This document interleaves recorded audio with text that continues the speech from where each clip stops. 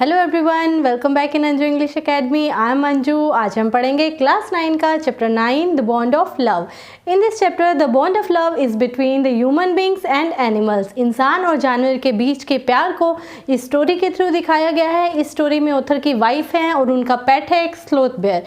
आमतौर पर हम देखते हैं कि डॉग या कैट को एज अ पेट रखा जाता है, बट इन दिस स्टोरी जो पेट है वो है एक स्लोथ बेयर, एक भालू। अब वो स्लोथ बेयर उनके घर पे कैसे आया और उसको उन्होंने एज अ पेट क्यों रखा, वो हम सब इस स्टोरी में पढ़ेंगे।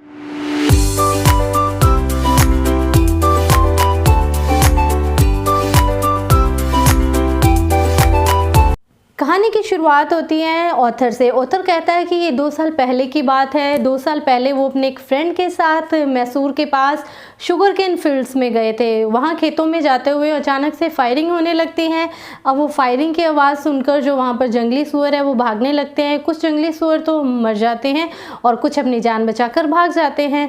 अब कुछ देर बाद बिल्कुल शांति सी हो जाती है। तब एकदम से क्या होता है कि जंगल में से एक बेयर, एक भालू ब्लैक कलर का दौड़ता हुआ आता है और वो हाफ पी रहा होता है।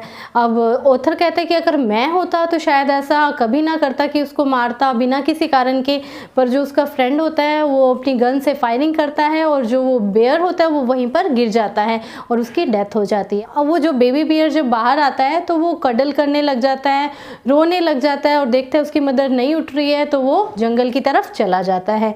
अब क्या होता है, ऑथर उसके पीछे पीछे दौड़ता है। वो कहता है कि उसकी मदर की तो अब डेथ हो चुकी है, तो अब उस छोटे बेबी का क्या होगा। तो उसको ढूंढते हुए जब उसके पास पहुंचते हैं तो वो उससे दूर भागने लगता है जो बेबी बेयर होता है, और वो उसको स्क्रैच भी आ जाते हैं ऑथर को इस चक्कर में, बट फिर भी वो उसको पकड़ के और बेंगलोर में ले आता है।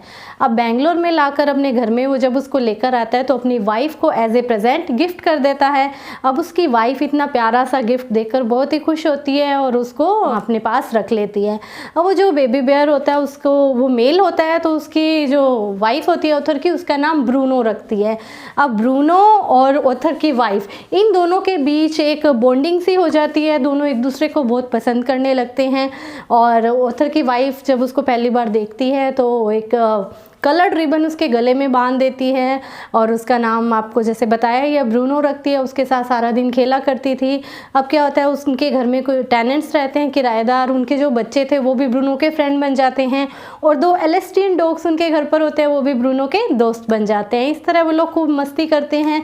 जब ब्रूनो छोटा था, जब उसको लेकर आए थे तो उसका साइज़ बहुत ही कम था, तब उसको बोतल से दूध पिलाया करते थे और कुछ ही दिनों में वो ग्रो करने लगता है, वो बड़ा हो जाता है तो वो सब कुछ खाना शुरू कर देता है। उसको जो भी खिलाते थे, चाहे वो फ्रूट्स, वेजिटेबल्स, नट्स, आइसक्रीम, कुछ भी उसको देते थे वो सब कुछ खा जाता था। और खाने पीने की बात आती है तो वो milk, T, coffee and even alcoholic liquid भी पी जाता था। उसको जो भी देते थे वो सब कुछ खा पी लेता था। इस तरह से वो और ज़्यादा बड़ा होने लगा, धीरे धीरे ग्रोथ करने लगा। अब सबके साथ खेलने भी लगा, उनके फैमिली का एक मेंबर बन चुका था। तो अब उसको जब उसकी वाइफ बुलाती थी, उसको प्यार से बाबा कहने लगी। बाबा मीन्स अ स्मॉल बॉय। अब जब उसको कहते थे बाबा रेसल तो वो दौड़कर आता था, खेलने लग जाता था और सामने वाले को खेलते खेलते नीचे भी गिरा देता था। और उसको जब कहते थे बाबा बॉक्स तो वो क्या करता था, नीचे से स्टिक उठाता था और उस स्टिक को एज ए गन पकड़ लेता था, गन समझकर पकड़ लेता था। और जब उसको कहते थे बाबा शो द बेबी, तब वो क्या करता था, उस स्टिक को अपनी गोदी में लेकर एक बेबी की तरह झुलाने लग जाता था। तो इस तरह से वो बहुत ही मिस्चीवियस सा बन गया था और बहुत जॉयफुल, बहुत ही प्लेफुल था, बहुत खेला करते थे वो लोग आपस में। हम 2 इंसिडेंट्स बताते हैं उसके साथ।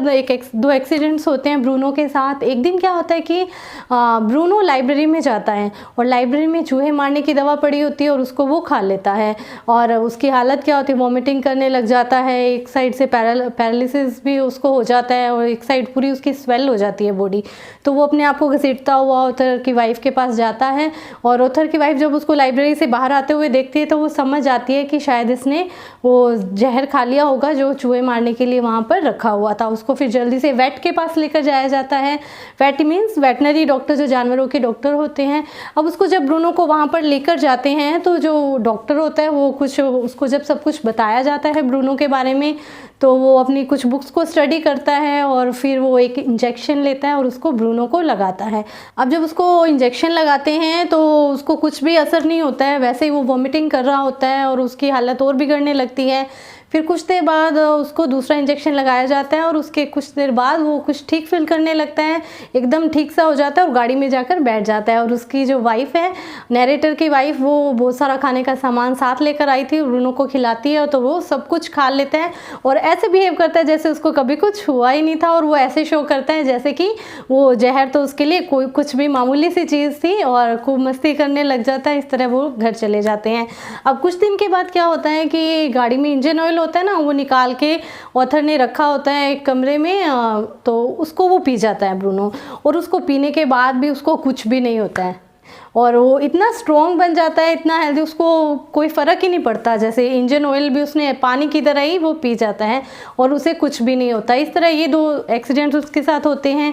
अब क्या होता है, कुछ महीनों के बाद ब्रूनो बहुत ज़्यादा ग्रो कर जाता है। जैसे कि आम बड़े बड़े भालू हमने देखे हैं, वो वैसे बहुत हैवी बॉडी हो जाती है उसकी। तो जो टेनेंट्स के बच्चे हैं वो भी उससे डरने लग जाते हैं। तो जो ऑथर का बेटा और उसके फ्रेंड्स होते हैं वो ऑथर को कहते हैं कि क्यों ना अब ब्रूनो को हम एक चिड़ियाघर में दे आएँ, एक ज़ू में दे आएँ। तो इस बात के लिए उसकी वाइफ को मनाना बहुत ही मुश्किल काम था, बट किसी समहाउ ऑथर उसको, अपनी वाइफ को मना लेता है। अब वो लोग एक लेटर लिखते हैं जू की अथॉरिटीज़ को मैसूर में कि हमारे पास एक पेट है स्लॉथ बेयर, तो हम उसको जू में भेजना चाहते हैं। तो वो आते हैं और उसको ले जाते हैं। अब क्या होता है कि जो ऑथर की वाइफ है उसके अगले कुछ हफ्ते बहुत ही मुश्किल बीतते हैं। उसे कुछ भी अच्छा नहीं लगता है उसके बिना, ब्रूनो के बिना उसका बिल्कुल भी मन नहीं लगता था, ना ही वो ढंग से खाना खाती थी। और उसके जो भी रिलेटिव्स हैं, फ्रेंड्स हैं, जब वो मैसूर जाते थे तो वो उनको कहती थी कि आप लोग ब्रूनो से ज़रूर मिलकर आना और मुझे बताना कि वो कैसा है। अब जब वो आते थे तो उनसे पूछा करती थी तो वो बताते थे कि वैसे तो वो ठीक है बट वो थोड़ा सा वीक हो गया, अच्छे से खा पी नहीं रहे। अब जो ऑथर की वाइफ है उसको बहुत टेंशन होने लगी और वो उसका मन करने लगा कि वो वहाँ पर जाए और ब्रूनो से मिले। अब ऑथर को वो फाइनली मना लेती है, वो लोग जाते हैं ब्रूनो से मिलने। अब क्या होता है कि वो जब जा रहे होते हैं तो वो ये सोचते हैं कि इतने दिन बीत चुके हैं, कहीं ब्रूनो हमें भूल तो नहीं गया होगा। बट इसका जस्ट उल्टा ही होता है। जब वो वहाँ पर पहुँचते हैं तो जैसे ही वो ऑथर की वाइफ वहाँ पर ब्रूनो से मिलने के लिए अंदर जाती है तो ब्रूनो जंप करके उससे मिलने लगता है, बहुत खुश हो जाता है। और उसकी वाइफ ढेर सारा खाने पीने का सामान ब्रूनो के लिए लेकर गई थी तो वो उसको खिलाती है और ब्रूनो सब कुछ वहाँ पर खा भी लेता है। और इस तरह से वो लोग जू में 3 घंटे बिताते हैं। अब 3 घंटे वो लोग इतना खुश होते हैं एक दूसरे से मिलकर और टाइम का उनको पता ही नहीं लगता। अब जब जू बंद होने का टाइम होता है तो दोनों रोने लग जाते हैं, उधर ब्रूनो भी और ऑथर की वाइफ भी, दोनों उदास हो जाते हैं। जो ऑथर की वाइफ होती है वो नैरेटर को कहती है, अपने हस्बैंड को कहती है कि अब मुझे ब्रूनो वापस चाहिए, मैं उसे वापस घर लेकर जाना चाहती हूँ। तो जो नैरेटर होता है जू की अथॉरिटीज़ से मिलता है और उनसे कहता है कि हम ब्रूनो को वापस लेकर जाना चाहते हैं। तो वो लोग कहते हैं कि अब जो ब्रूनो है, ये जो बेयर है स्लॉथ बेयर, ये हमारी गवर्नमेंट की प्रॉपर्टी है और इसे हम वापस नहीं दे सकते। और अगर आपको वापस चाहिए तो आपको सुप्रिटेंडेंट से बात करनी होगी बेंगलोर में, तो आप उनके घर पर जाइए और उनसे बात करिए।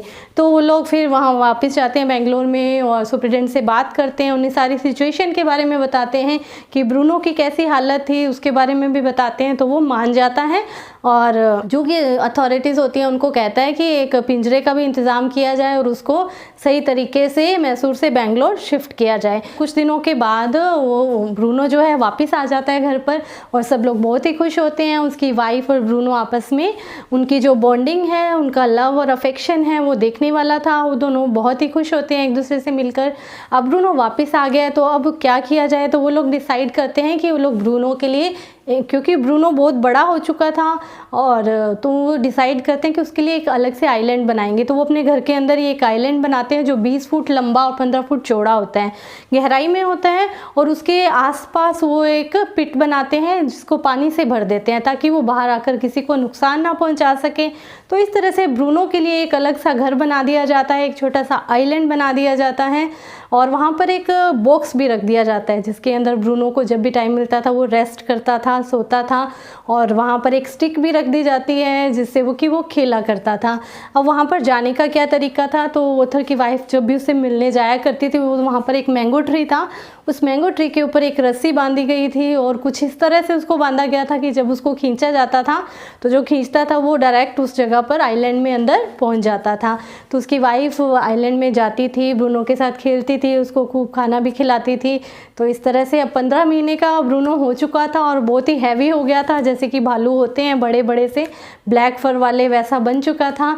तो ये थी the bonding of love between the author's wife and Bruno. तो ब्रूनो और ऑथर की वाइफ का जो लव और अफेक्शन था वो स्टोरी में हमने देखा। आई होप आपको ये स्टोरी बहुत अच्छी लगी होगी, and I will be back with a new chapter and with a new story. Till then, take care and keep learning.